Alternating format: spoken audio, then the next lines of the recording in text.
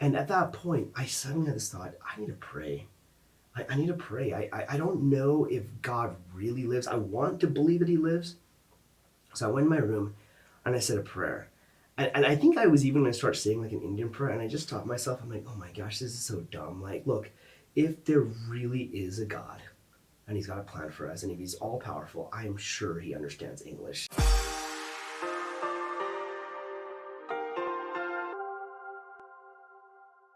Hello and welcome to the middle. We're already laughing because my friend Charan is here. You guys, everyone here, thank you so much. This has been a joy and nothing's even happened yet. Nothing has happened and we're so happy. That's yes. so great about this. Yes, and if we started a show, it'd be called The Weird Name Show. I think so. Do you want to talk about your name? Give us the full sense of your name. Absolutely. Now here's the thing, you guys. My full name was a prank that my parents pulled on me. No, you didn't tell me that. It wasn't. I'm just saying that because of how long it is. I'm like, geez. So my full name is actually Charan Prabhakar. So I go by Charan. Not that hard of a name to say, honestly, when you think about it. It rhymes with Darren, it rhymes with Karen, it rhymes with Sharon. He's not a Karen, but it does I'm rhyme not a with Karen, but it rhymes with it, you know? I go by Charan. Funny enough, I actually have a story about that. Okay. But that's for another time. So Charan is my name. But what I also love is the game Telephone. Yes. Where you stay a secret, and then you see how quickly away from the secret people get by the end of the game. Well, with my name, it's just a one-off. I say my name, and very quickly it gets off into a weird ether that I don't really know what's going on. So I work as an actor, and the casting directors, a lot of times when they come and meet me, the casting assistant, they're like, hey, okay, we want to make sure we say your name right for the casting director. I'm like, absolutely. It's Charan. They're like, okay, Charan? I'm like, yeah, Charan. It sounds like Sharon or Darren or Jaron, but it's Charan. They're like, okay, great, Charan. And in the 2 seconds it takes to get to the other room, something happens in their brain. Something universally different happens in their brain from what I said. Because they're like, hey, we have Charan here. And I'm like, Charan. How Charan came to being, I have no idea. Well, and then literally playing telephone back in the day, because I'm 50 and you could be my son. I'll call you mom if you want, but okay, I am 40. That's fine. That's a little weird. Okay, that's true. 10, that would not work. Yeah, I mean, no. Yeah, I don't know. Okay, I'm just a little bit, were you still living through the era of collect calls? Did you have to collect call? Of course. Okay, yeah. So collect call, my name, literally the operator. I would say it 3 times. Collect call from Dino. So for many years, my family called me Dino because every collect call was collect call from Dino. Yeah, we'll accept. We don't know who Dino is, but I will always call you Dino from now on. Okay, Charan. Yeah, Charan and Dino. Charan and Dino's the middle. We are so happy you're here because we have not had a good conversion story for a while, and you work as an actor. You work. I do. What are some of the stuff that people may have a connection with? Gosh, I mean, if you've seen the hit movie Dino Hand, which is like a homemade movie that I made, it's on YouTube. Well, you would know that was me and my hand. Take a look. I have to show this. This is my Dino Hand. Wow. Yeah, I know it's wild. It's a secret talent I was talking to Jake about. Okay. But no, I have. I started out in the acting world here in Utah, and I did a lot of independent films. Missionary movies. There's a movie called One Man's Treasure you can check out. It's on Amazon. I did a lot of these movies, High School Musical too. The people have heard of that. A lot of little Disney local films here. Because we have a pretty booming film industry. We do. We really do. And then I moved to LA in 2009, and I just wasn't really doing much. I kept trying to do stuff, and nothing was happening. And then in 2013, I hit. I guess you could say I got lucky or whatever, but my big break was on a TV show called Silicon Valley. It was on HBO, and we didn't know what it was going to be, but I had a pretty good role on it, and it went really big, and all of a sudden casting directors suddenly want to meet me and everything, and so after that, a lot of shows like Criminal Minds, Code Black, Angie Tribeca, worked with actors like Rob Lowe, all these guys, really, really great stuff. But I really had a passion for creating my own stuff. So I moved back to Utah to create my own stuff, and so I'm working on some films right now, and just recently was on The Chosen, which just came out not that long ago. We are huge Chosen fans. It was fun, on the middle, for sure. Yeah, so I love acting, and I love when the directors get my name wrong. It's your favorite. Multiple times, well, actually. we wanted to have you on. You and I could probably fill 6 hours of podcast content, and we're going to now, and not even blink. Yeah. But we would really love to kind of have an understanding of your conversion story. Sure. Where did you grow up? Absolutely. So I grew up in Provo, Utah, but it's interesting because my family came from India, and they did. It's very difficult to tell that I am Indian, but if you look at my skin pigmentation and name Ramacharan, you would know that I am of an Indian origin. Does everyone want your non-bread they recipe? Really do. They really do. Yeah. We talked about our love of Indian food. And my non-bread recipe consists of just like regular French toast. That's it? That's all. Well, not my mom. My mom's got the actual recipe. She's I don't. mad. I can hear her yelling at the screen right now. She's screaming. Yes. But no, speaking of my mom was actually very instrumental in our faith because we grew up Hindu, and growing up in India, like that was just the culture, right? Mm-hmm. That's what we did. But my mom, when she was a kid, saw this video of Christ. I forgot, it was either like the nativity or something like that. But she said even as a kid, she got very connected to Christ. Like just knew that there was something special about him. So when we tried to apply for our visas to come to the States, we kept getting rejected over and over and over, kept getting rejected. And there was this girl that used to work with us at our home who happened to be Christian, and my mom and her snuck out of the house so she could go and pray to Jesus in a Christian church. What? And like it was like totally taboo, not allowed, but she went and prayed to Jesus at a Christian church asking that we could come to America. And 2 weeks later we got our visas and we came to Provo, Utah. Why Provo of all the places? From India to Provo? It was one of those things where we threw a dart and we were like, yeah, right, that didn't happen. But what happened was my dad did go to BYU. We never heard about like LDS folks or like the religion or anything like that. My dad got accepted to like BYU for the computer science program. So we feel like that's a little cliche. It's so cliche, and it's you kind of feel like, you know what? It's funny just too because into it. I have, and I've leaned into it a lot when I play a computer programmer as an actor. All the time. But no, so we came here, and I grew up in Wymount Terrace, just like down the road. What? Yeah, and never heard of LDS folks, right? So I grew up in the community. Because your dad was at BYU, going to school. So you were living in student housing, if you don't know Wymount. Yeah, Wymount. And so, it's classic. Oh, it's so classic. I went to Wasatch Elementary. What? Like, it was just a good time. But I never, I've always had like this desire to know of God, but I never really, really knew of God, except for these Indian prayers that I was taught. And these Indian prayers, I'd say them all the time, and they're like, hey, if you want strength, you say this prayer. If you want this, you say this prayer. All these different things, right? But I never really felt like I knew who God was. However, I had a desire. I always had like this inkling to know of God. So fast forward many, many years, I went to Timpview High School, and right after high school, I graduated in 1998. I had like this really interesting thing happen. Now, in the summer of my junior and senior year, a good friend of mine passed away. I've never had anyone pass away before. That was close to me. And so that really started getting the wheels spinning in my head. And interestingly enough, and we can go on this another time, but I had like a really spiritual experience with my friend. Even though I didn't know what the spirit was, I had like this real spiritual experience where I connected with him after he passed away. He came to me in a dream and like told me all these amazing things that led me to believe, wait, maybe this isn't the end. Maybe this isn't it. Was he LDS? I think he was LDS, yeah. Okay. So I went to, right after high school, I had like this weird summer where I started to feel really empty. Like kind of hungry, but I didn't know what to eat. I had like this really empty, lonely feeling. And I could not shake it off no matter what I did. And so I was like, well, obviously it means I'm just not hanging out with my friends enough. So I'd go hang out with my friends, I'd go boating and do all these fun things, and I'd come home at night and I'd still feel so empty and so lonely. And it started getting worse and worse. And I remember talking to my dad, he was 50 at the time, and I'm like, Dad, have you ever felt this empty feeling? Have you ever felt this lonely feeling? He's like, Sharon, yeah, of course I feel it all the time. I'm like, what did you do? He's like, I still feel that way. What? And I'm like, what? oh God, you're 50. I can't be that old and be lonely, you know? And it was just like this weird thing, and right? 50 is old. It's so old, you guys. Oh my gosh. Oh, hi. When'd you get here? Hi. Hey, I didn't even know. Is this rolling? Anyway,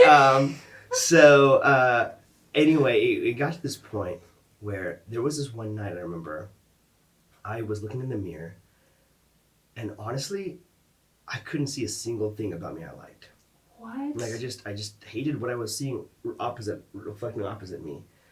I think I just come home from a movie and I wanted to hang out with this girl and this girl wasn't interested in me. I don't know. Whatever it was, it triggered something in me where I felt just worthless. I felt like really empty and just didn't feel like I belonged. But my thoughts never went to like suicidal type thoughts. It was just like this feeling of like dejection and empty and worthlessness. And at that point, I suddenly had this thought, I need to pray. I need to pray. I don't know if God really lives. I want to believe that he lives. So I went in my room and I said a prayer.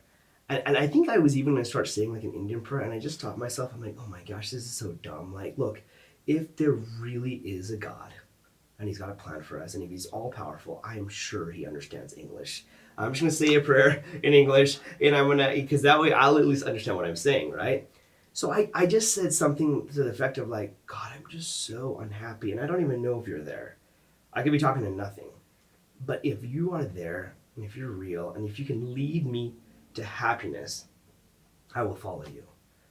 That was it. That was the extent of my prayer. Had you had friends growing up that had talked to you about the church, about prayer, about God, or was it really just... A little bit, but not really. I mean, a lot of my friends just assumed I was LDS. Just because I grew up around them, you know? So we never really talked about God. Sometimes, in fact, I do remember there were certain moments where certain people were specifically talking to me about like the spirit and how it feels like and stuff. But it was all like limited experiences. Mm-hmm. And teenage boys are not sitting around having a big gospel discussion. Interestingly enough, you'd be surprised at how many aren't really having those discussions. So, news breaking, yeah, you know, exactly. So you say this prayer, but it was not like you had context for it, or not necessarily. Okay. And I have to give you a little bit more background on my family. My parents had divorced at the time, and my dad was very against me with anything LDS or anything like that. Because he had lived here in Utah. I lived here in Utah, and he just didn't want the religion affecting the way I'm Hindu. I need to be Hindu, and that's it. My mom is already LDS, though. She joined the church, you know. After her divorce, she joined the church. So I had her, but she never talked to me about religion because when they got divorced, my dad was like, you cannot mention religion. You can't influence them. She didn't talk about She couldn't. She was afraid to because of what it could do. And I'm a young graduate of high school. Like, I was still only 17. So when I said the prayer, like a week or two later, a buddy of mine, he actually lives like down the street from me in the river bottoms, calls me up and he's like, hey man, I'm going to be playing the cello at my brother's homecoming. I had no idea what that meant. But he's like, I'm going to be playing the cello. Why don't you come check it out? Now, I normally can never go to church or anything like that, but I really wanted to this time. And I told my dad, I'm like, Dad, look, my friend, he's playing a concert. It happens to be at his church, but he's playing a little concert. So my dad let me go to church, and the entire time I felt the Spirit. And I know I did. But what was crazy was, like, when you know, sometimes you feel the Spirit and you get emotional, you're crying and stuff. When I felt the Spirit, I just started laughing. Like, because it was joy. Pure joy. And it was filling up the empty spot? And it was filling up the empty spot, and I started laughing. I know people were like looking at me like, hey, what's that Indian kid laughing at? I'm like, I don't know. I don't know what's happening. But things are happening. I think and that's it's crazy. really important because my son had an experience on his mission where President Nelson came to visit with Elder Holland. Yeah. And he had fasted and prepared for these like great miraculous things. And he said, none of that happened. He goes, but look at the pictures from the newsreel from the church. Yeah.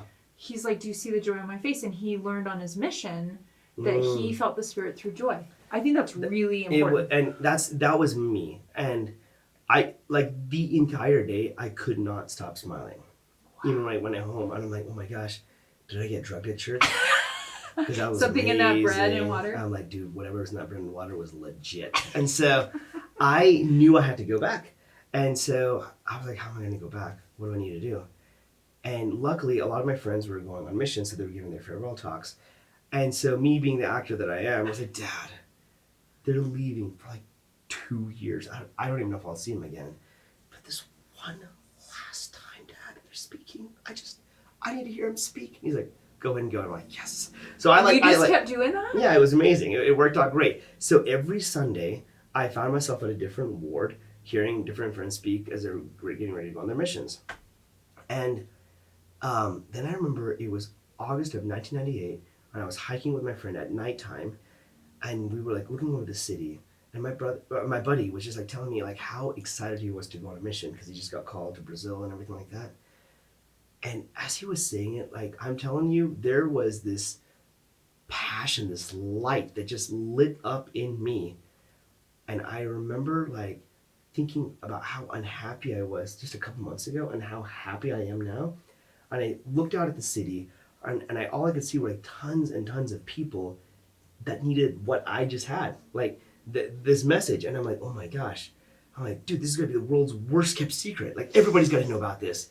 And I grabbed him like, dude, I gotta go to mission. And like his eyes kind of went big, and he's like, yeah, you gotta get baptized first, but you gotta go. And then that was the moment where I'm like, and it like struck me. I'm like, oh my gosh, I've got to get baptized. Like I just knew I had to get baptized. Wow. So this was August of '98. So September rolls around. I start going to BYU, and as a non-member. As a non-member, didn't last long though. Those guys got me good. But so what happened was I go in and I tell my mom, I'm like, Mom, I really want to hear the missionaries. I want to hear them. You got to bring them over. And she's like, well, you know what Dad is going to say. And I'm like, yeah, but if he says anything, I'll tell him that it was my decision. You didn't influence me. I have to do this. And so she was still nervous, but she said, okay, I'll bring him by. And so the next day, the second day, I was like so excited. This is the why. And I'm so excited. It was a Tuesday. I knew the missionaries were going to come over, right? So all day I'm like kind of excited, and I'm walking around to my next class, and all of a sudden this random guy out of the blue grabs me and stops and talks to me. And he's like asking me questions like, hey, you're from India, right? I'm like, yeah. He's like, do you like curry? And I'm like, of course, I love curry. And then finally he's like, oh my gosh. He's like, dude, I'm so sorry. Some I gotta ask you. people are so cliche. They're so cliche. But he was like, he's like, dude, I gotta ask you. He's like, are you a member of the church? I'm like, what? I'm like, dude, there's like 30,000. How did you find the one? How did you find the one? And he's like, look, he's like, this is so weird. Like, I just got home from my mission, and I've been feeling so sad because I missed my mission, and I wanted to have a missionary experience. So I've been praying, and I'm walking by you, and the Spirit's like, go talk to him. And I'm like, what are you talking about? I'm like, dude, the missionary's gonna come over tonight. Do you want to come over? He's like, yeah. What? So he comes over, and so the missionaries start teaching me, and they're just like, they're like eager, excited 19-year-old boys, and they're just teaching the gospel, and they could tell like I'm into it, and I was like so stoked about it. And they're like, cool, like, so they're like, well, we love this lesson. Can we come back next week and teach you? This is a Tuesday. I'm like, yeah, you can, but like, why don't you just come back tomorrow? I got time tomorrow. And they're like, oh, yeah, so do we. They're like all erasing their thing. They're like, yeah. And they're just like, their eyes are like flying saucers. Like, has this ever happened before? We don't know. Let's just keep going. So they come back the next day. Handbook. This isn't the handbook. What do we do when someone's excited about the gospel? And so they start teaching the second discussion the next day. And they're like, and they invite me for baptism. I'm like, great. Can I get baptized on Sunday? And they're like, dude, hang on, hold on.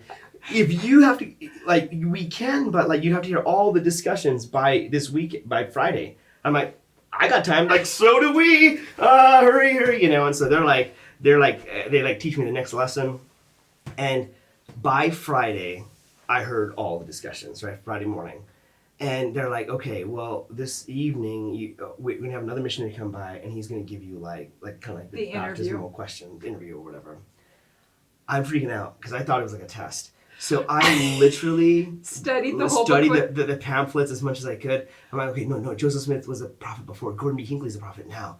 Gotta remember these. So I'm like thinking about all these things, and I get that I'm so You probably nervous. know more than the missionaries do. I really do.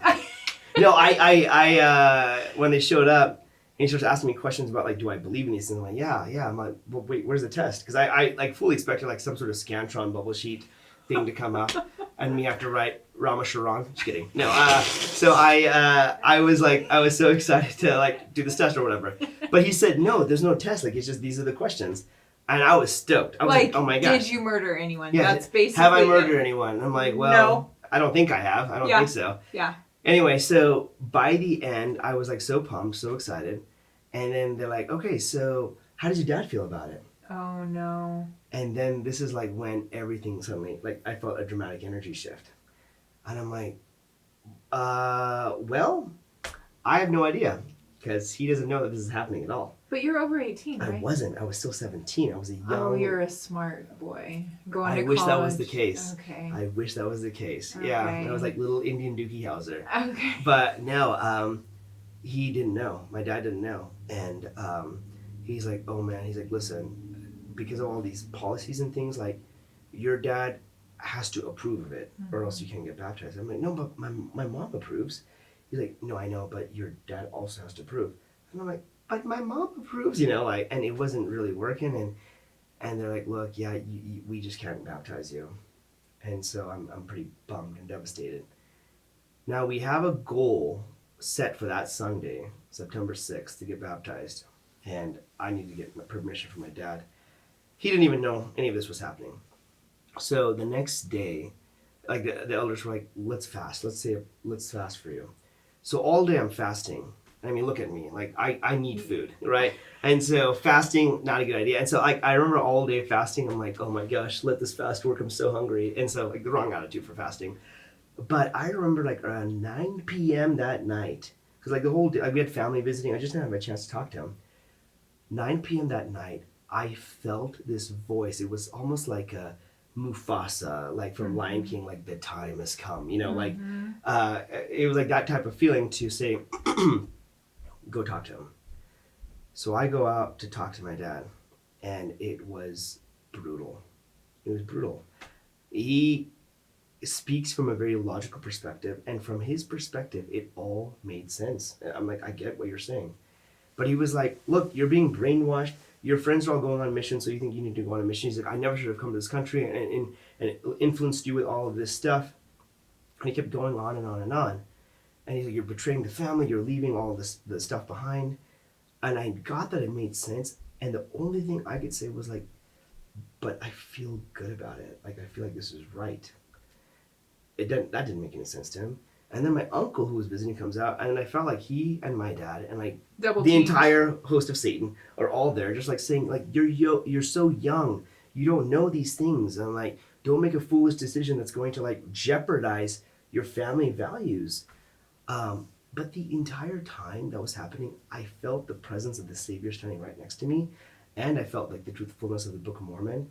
And finally, after about 2 hours, like around 11 something now, wow, of like going back and forth and not really making any progress, I felt to say this, and I said this, and I said, you know what, Dad, if you don't let me get baptized now, that's fine, that's okay. But one day I'm going to turn 18, and when I do, I'm going to get baptized without your permission. And then when I said that, I'm like, crap, what did I just say to my dad? Why did I say that, And then he sits there and he's like, well, I'll think about it. And then he goes inside, and that was it. That was the end of the conversation, and that was the end of all that. So next day rolls around, Sunday rolls around, and I'm supposed to get baptized, and I have no idea if I'm going to get baptized. And it's a fast and testimony meeting Sunday, and I go to BYU, like a singles ward at BYU. My friend's over there. And, people are like bringing their testimonies and stuff. And you know how like the bishop at the singles ward are always like, okay, now we're going to have to end 10 after the hour. Like please, let's keep your comments brief. 10 after the hour. We don't need a line of people. We don't need a line of people. But there's always that one person after like that time has passed that goes down. You're like, oh gosh, okay. And they're always the one that goes 20 minutes. They always go for 20 minutes. That was me. So I was like, because I kept asking, I asked my buddy, I'm like, can I go and bear my testimony? I'm like, do I even have one? Because I'm not a member of the church. He's like, dude, you have one, of course, like go. And so, like, as they were wrapping things up and the bishop was trying to get up to like say, I slowly start walking down the stairs to go. Sharon comes in with his super cape on. Sharon comes in, comes in. Wow. Thanks for contribution. That was amazing. I loved it. That was extra. I know. I loved no it. extra charge, but man, just extra. I appreciate that. That's when you know you're really in the middle. So I come down the podium and the bishop's, no, let him speak, let him speak. And so I'm bearing this testimony. And I'm like, I don't know all these things, but I love the way I feel here. I'm not a member of your church yet. And as I said that, this hush falls upon this BYU congregation like nothing like this has ever happened before, And so I close my testimony and I walk up the stairs and I could feel all eyes on me. They're like, do not let him leave without fellowship. Like it was like that type of look. I go sit down and this guy goes to give a closing prayer. And he wants to say a special blessing for me, which is very, very thoughtful. But in front of the whole congregation. In front of the whole congregation. And clearly he has no idea what my name is. He's forgotten my name, like everybody else. But he wants to bless me, which is so tender. So he's like, and Heavenly Father, we ask thou please give a special blessing on the unbaptized one. I felt like I was a Jedi. I felt like I was an anointed Jedi of power, and I'm like, the unbaptized one. Ooh, I like that. I almost didn't want to get baptized, so I could always be referred to as the unbaptized one. And so then my friends were like, dude, like that. They all came and like started talking to me, and they're like, well, you can't tell people you're gonna get baptized because you don't know if it's gonna happen. And right then when my friend said that, I'm like, no, dude, invite people. It's going to happen. And I just said that to him, like, no, invite people. It's gonna happen. Like said, stepping into the Red Sea? I just felt it, I'm like, do it. Go do it. Like, invite people. Like, are you sure? I'm like, yes. I go home, and then I asked my dad, I'm like, Dad, I need to know now. Like, will you let me get baptized? And I don't even know what came over him, but he, like, looked at me. He, like, took, like, a deep sigh, and he's like, okay, I'm going to take a nap, and then I'm going to wake up, and then I'll sign the form, and you can get baptized. To hear these words coming out of his mouth, I felt like Mount Everest just moved. Mm-hmm. Like I was standing behind our kitchen counter because my legs were shaking so bad. But true to his word, he signed the form, and like and everything was so rushed because we didn't know, and there's like no social media like texting any of this stuff, like none of that existed. So he signs the form. A couple of hours later, I'm at my baptism, and we don't even have time to like announce it really to people that I'm getting baptized because it was like right then and there, right? So my friend who was performing the baptism was there, and there were like maybe like 10, 15 people, but not a ton of people showed up. And I'm like, that's okay. It's okay because I'm doing this for God, and that's what this matters. So, they have like the opening prayer and song and stuff like that. And then when the time for the baptism happens, you go to the bathroom. So I go into the bathroom, and in the minute or two it took for me to go through the bathroom and actually walk out of the font, so many people suddenly showed up that people had to stand in the back. Like, it was the craziest thing. And so I got baptized. It was amazing. And it was like such a special day. But I remember very clearly, like, the reason I got baptized is because I want to go on a mission. I have to go on a mission. And so, like, a year later or so, like, I put my papers in, and my mom was like, hey, look, when you're putting your papers in, like, with, like, the language learning ability, put a 5, which is, like, you feel like very confident learning a language. And I'm like, Mom, I was thinking like a negative number actually, I mean, just like a really solid like -2 or a -3. And they're like, no, Charan, put a 5. Is that even an option? I'm going to do that. Well, you should try it out and see what happens. But my mom was like, no, Charan, put a 5. And I'm like, Mom, I'm the one learning the language, not you. She goes, Charan, 5. And I'm like, okay, 5. So I put a 5. And then I wait a month. It took a month for my call to come. And my call comes. And I'm so excited. I'm like so dramatic about it too. So I put my hand over the whole thing. The old letter. Because I don't want to take a sneak peek. I'm like, Elder Prabhakar. I'm like, Mom, it says Elder Prabhakar. And she's like, read the letter. I'm like, okay. And so I'm reading. And you are called to serve in the, and it says like the Australia Melbourne West Mission. And I freak out, okay? And I'm like, Australia! My mom literally starts hopping around like a kangaroo. I'm like, Mom! Red Crocodile Dundee, like do whatever we need to do. Like, let's learn about Australia. Like, Australia, how rad of a call is that, right? And then she's like, well, keep reading the letter. And I'm reading it, and it's like, you're called to serve the Mandarin people. And now I get confused. In Australia. Because I'm thinking the only thing I know about Mandarin are like excellent oranges. So I'm just like, hang on, hold on. And I'm like, what? I don't understand. My mom's face turns like out of panic. And she's like, Charan, that is Chinese. To which I responded, no, it's not. It's Mandarin. She said, no, Charan, Mandarin is a form of Chinese, you know? And then she starts to apologize profusely. And she's like, Charan, I am so sorry. I don't know how you'll ever learn that language. And I'm like, what have you done, mother? Why? But you know what? I did learn it, and it was amazing. And what was so cool was like the whole mission and everything about it that led to that moment taught me like when you put faith in God in a very simple way and just walk with him in a very simple way, right here, right now, he fills you with joy. And what's cool is like that's really what we want. Like we're always like, seeking after different things, but really we want to be fulfilled and joyful. And joyful. And if we have those things within us, then we're going to be good and we're going to be happy. But if we're constantly chasing after things and looking for things outside of that relationship, and when I say relationship, I even mean sometimes even in church. Sometimes we do too many churchy things, but we don't involve the Savior enough. And I'm a big proponent of like, no. Center yourself in Christ. It's got to be about Christ. It's got to be about Christ. But when you do, you can be so joyful right here, right now. Like, look, I'm 40. That happened when I was 17. I feel even more joyful now than I did back then. And I attribute it to that. And I feel like all these miracles, opportunities to act, all these things that are happening came as a direct result of that joyous relationship I have with him. So I'm always like, look, imagine that in your heart there's a well, and whatever's in the well you're going to share with the world. If there's fear and negativity, sadness, that's what you're going to share with the world, and that's when it'll come back to you. But if you have joy, if you have hope, you have peace, that's what you're going to put out in the world, and that's what's going to come back to you. So I'm like, guys, right now, right here, make sure your heart is full of love, because invite Christ to come and be a part of that well with you. And when you do, you'll have light and joy, and you'll be able to share that and bring that back in return. That was the best sermon I have ever heard. Oh, come on. No, listen. Come on, we please. always ask our guests what their manna is, and I think you live that principle of you put out that joy, and it keeps coming back. You've shared with me. But I'm going to do on camera, documented, an invitation for a reboot visit from Charan. Okay. Like, we need a part 2, don't you think, Jake? Yes. Where you come back and you talk to us about being an actor, being single in the church, and how you keep fostering that joy. Will you come back? Yeah, 100%. Okay. Would you have me back? Because I'll be back. For sure. I love you. I love you, Tim. I love you, Tim. I love this. Like, I love showing the joy part of the gospel. It's so great. It's amazing. You are like the show and tell of joy. Oh, man. You should put that on your... Can't tell you how many times I've been told that. One time, I heard. What is an actor? What's the one sheet? Is that what it's called, a one sheet? Like the call sheet? Or yeah, something call like sheet. That? You should put that you're the ambassador of joy.